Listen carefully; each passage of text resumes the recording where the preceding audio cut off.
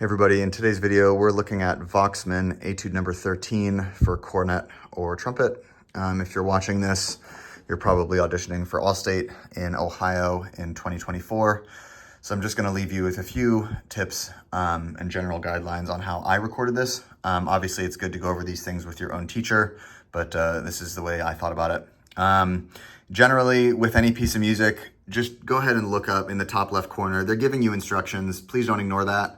Look up what those terms mean. Even if you think you know what grotesque means, I thought I knew what it meant, but then I looked it up and we've got comically or repulsively ugly or distorted.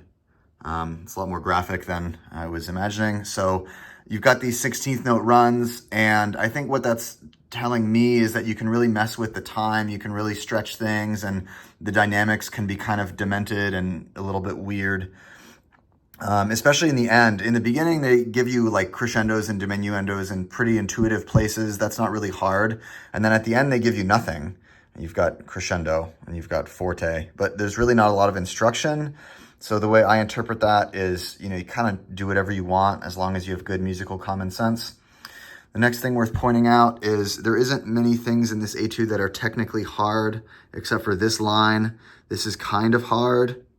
And then this is also kind of hard. F sharp, A, F natural, E flat. I had to practice that for a bit before recording this. Just make sure you get, and I slowed it down a tiny bit. If you want to pull that a little bit slower, that's fine.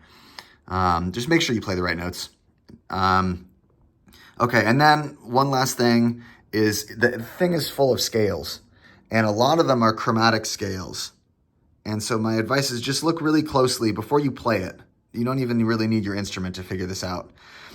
Go through and identify where the chromatic scales are, because if you can recognize, okay, that's a chromatic scale from C to C, done. I already know how to play that. That's a chromatic scale from B to B, done. I already know how to play that. A to A, that is a chromatic scale. This is not a chromatic scale.